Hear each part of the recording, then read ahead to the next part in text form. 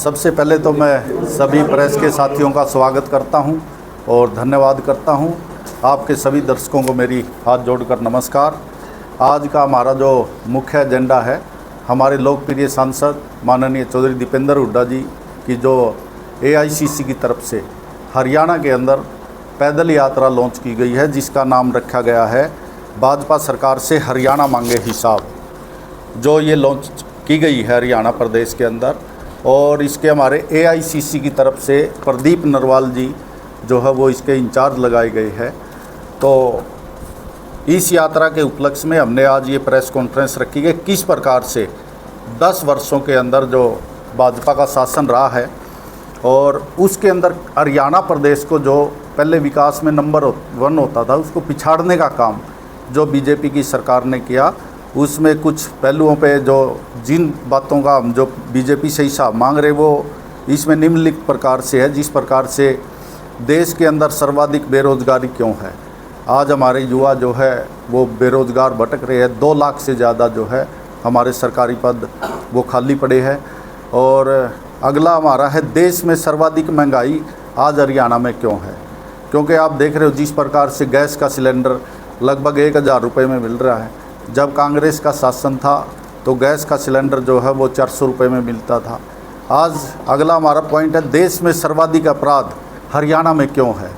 अब मैं इसको थोड़ा डिटेल में बताऊंगा अपराध के, क्योंकि जो हरियाणा प्रदेश चौधरी भूपेंद्र सिंह हुड्डा जब मुख्यमंत्री होते थे उस समय सुरक्षित प्रदेशों में उसकी गिनती थी, और जितने बदमाश थे उनको हुड्डा साहब ने स्पष्ट कहा था या तो हरियाणा छोड़ दो या अपनी मुख्य धारा में आ जाओ। तो जो है आज हरियाणा प्रदेश जो है वो बदमाशी के अंदर अपराधी जो हमारे बेखौफ घूम रहे हैं, कानून व्यवस्था चौपट हो चुकी है। हरियाणा देश में किडनैपिंग में नंबर 1, महिलाओं के खिलाफ अपराध में नंबर 1, डकैती में नंबर 1, रेप की घटनाओं में पूरे देश में दूसरे नंबर पर। हरियाणा में जो है हत्याओं में हरियाणा भारत में तीसरे नंबर पर। और सरकार की सामाजिक प्रगति का सूचकांक जो है SPI रिपोर्ट, उसमें सबसे असुरक्षित राज्य जो है वो आज हरियाणा है। ये बीजेपी के 10 साल के कुशासन में हुआ है। और अगला हमारा पॉइंट है, हरियाणा में हज़ारों करोड़ के घोटाले क्यों हुए हैं। तो बहुत बड़े बड़े घोटाले, आपको मैं अगर डिटेल में बताऊंगा तो बहुत लंबा हो जाएगा। जिस प्रकार से हमारे 30 से बड़े घोटाले, डाडम खनन का घोटाला, यमुना खनन का घोटाला, शराब घोटाला, मेट्रो रूट बदलाव घोटाला, अमृत योजना सफाई घोटाला, फरीदाबाद निगम घोटाला, रजिस्ट्री घोटाला, धान की खरीद घोटाला, भर्ती घोटाला, फसल बीमा घोटाला, बिजली मीटर का घोटाला। तो बड़े बड़े घोटाले जो है इस सरकार ने किए, और जांच के नाम पे केवल SIT बनाते हैं। SIT की आज तक किसी की भी रिपोर्ट नहीं आई, एक भी दोषी को जो है इस सरकार ने सज़ा नहीं दी। और जो जन विरोधी पोर्टल इस सरकार ने खोले हैं हरियाणा में, उससे जो है हरियाणा की जनता आज बेहाल है। परिवार पहचान पत्र, प्रॉपर्टी ID में 90% से अधिक गलतियां जो है आज देखने को मिल रहे।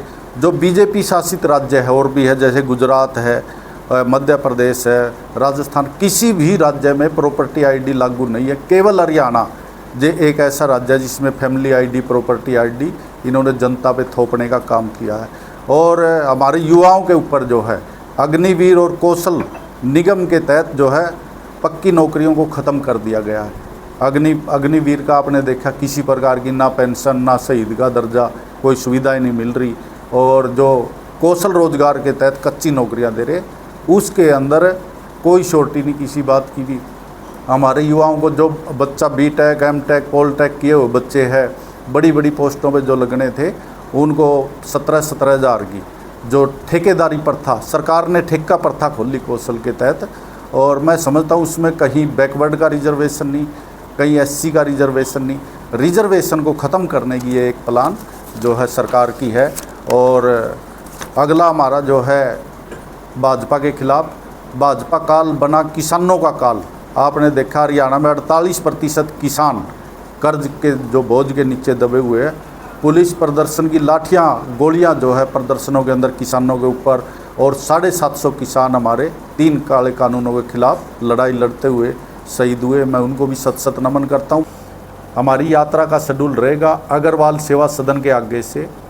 हम ये स्टार्टिंग अग्रवाल सेवा सदन 24 से via Bunna Narwana road bus stand से होते हुए आर्य कॉलेज के पीछे जो हमारी महावीर मार्केट है, महावीर मार्केट उससे अप्रोच रोड से बाराट्टा से गोल मंडी और फिर पुरानी मंडी गीता भवन के पास आगे जो है शेड के नीचे गीता भवन में भगवान के सामने प्रार्थना करके कि इस बीजेपी के शासन को उखाड़े, फिर हम इस यात्रा का वहाँ समापन करें। जनसभा टाइप की गई, ओपन जनसभा होगी, इसमें हम जो है वो नहीं करते कहीं पर भी, मतलब जो यात्रा लग रही है उसमें केवल जो हमारा रथ है यात्रा पैदल होगी, लेकिन संबोधन जो रथ के ऊपर चढ़ के खुले ओपन में शेड के नीचे हम छाया में कर लेंगे, क्योंकि धूप सुबह की जो हमारी यात्रा है लगभग 11 बजे का टाइम है।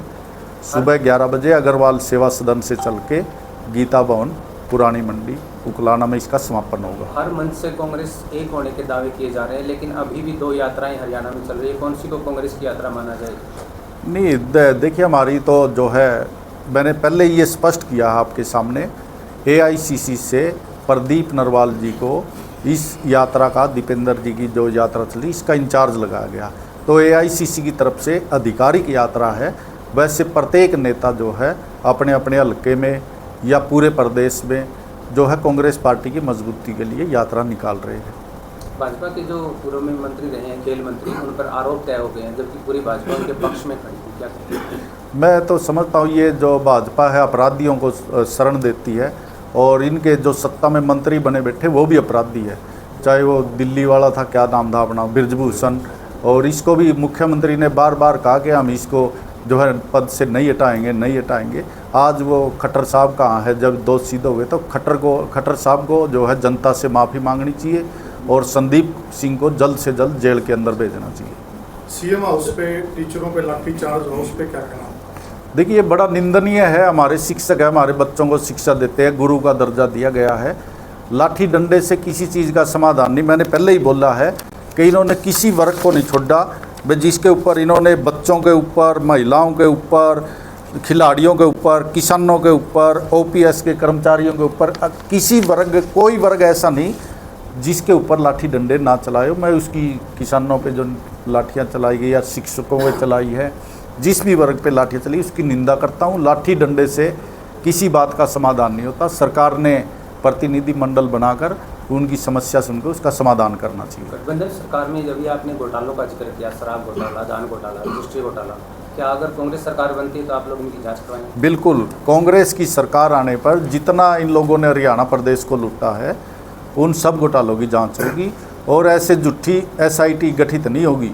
SIT की जो रिपोर्ट आएगी उसके आधार पे FIR दर्ज करके जो घोटालेबाज है, चाहे अधिकारी है, चाहे मंत्री और MLA है, उन सब को जो है जेल में भेजा। किसानों की शहादत की बात की, 4.5 साल तक गठबंधन रहा, उसमें दुष्यंत चौटाला को कभी याद नहीं आई, लेकिन जैसे ही गठबंधन टूटा अब वो किसानों के दुख को लेकर के बातें करते। देखिए ये तो हमारे नेता जो है, चाहे हमारे चौधरी भूपेंद्र सिंह हुड्डा जी हो, चाहे उदय भान जी हो, और हमारे लोकप्रिय सांसद चौधरी दीपेंद्र हुड्डा जी ने सिरसा जो किसान रैली हुई थी उसमें कहा था कि इनका एक समझौता और होगा। पहले भी ठगबंधन था इनका, गठबंधन नहीं ठगबंधन था। और सिरसा किसान रैली में दीपेंद्र हुड्डा जी ने पहले ही कह दिया था इनका एक समझौता तो ये ठगबंधन वाला है, एक समझौता भी ये ठगबंधन तोड़ने का भी होगा। और वो उनकी बात बिल्कुल सच निकली, इनका समझौता टूटा। और जो है ये वोट काटने के लिए जो है जनता के बीच में किसानों के नाम पे इन्होंने, चौधरी देवीलाल जी के नाम पे, किसानों के नाम पे वोट लिया। परंतु किसानों के ऊपर जब लाठियाँ गोलियाँ चल रही थी तो इन लोगों ने जो है अपनी आंखें बंद कर ली। सत्ता के नशे में धन दौलत कमाने के लिए ये लोग जो है जनता को, किसानों को, गरीब आदमी को, सबको भूल गए थे। विधायक जी एक सवाल है, हरियाणा सरकार के द्वारा PGT पदों पर 1700 के लगभग भर्तियाँ की गई है, और दूसरी तरफ दावा भी है हरियाणा सरकार का कि भर्तियों को गैंग, कांग्रेस पार्टी को भर्तियों को गैंग की संज्ञा दे रही है कि बिना खर्ची और पर्ची के हमने जो है भर्तियाँ की है, और इस कारण जो कांग्रेस पार्टी वो चुप है। देखिए मैं समझता हूँ जो इन्होंने कहा, कांग्रेस ने कभी भी कोई भर्ती नहीं रोकी। इनकी भर्तियाँ, क्योंकि इनके ना तो कोई चेयरमैन, ना SS बोर्ड के चेयरमैन तो ऐसे बैठा रखे हैं जो जिनके ऑफिसों में करोड़ों करोड़ों रुपए की सूटकेस से पकड़ी गई। ये तो खर्ची के भी बड़े सूटकेसों वाली सरकार है, इनके खर्ची पर्ची से तो इनका काम ही नहीं चलता। तो जो है मैं समझता हूँ कांग्रेस ने कभी भी युवाओं की भर्ती रोकने का काम नहीं किया। कोर्ट के अंदर स्टूडेंट जाते हैं, जो युवा है, नौकरी बेरोजगार है, वो जाते हैं। अभी जो टीजीटी की वैकेंसी आउट हुई है उसके अंदर काफ़ी रोल नंबर जैसे जो रिपीट कर दिए गए हैं। तो इनकी तो हर जगह ही मतलब घोटाले हो रहे हैं। अभी जो नीट का पेपर था उसके अंदर क्या हुआ जो है, और ये तो आईएएस तक जो है, ओम बिरला की बेटी जो है वो डायरेक्ट आईएएस लगी, वो बिना खर्ची बिना पर्ची लगी है, या फिर सत्ता की पावर का मिसयूज किया गया है। तो मैं समझता हूँ कि ये लोग जो है सत्ता का दुरुपयोग करती है और जो है युवाओं को गुमराह किया गया है।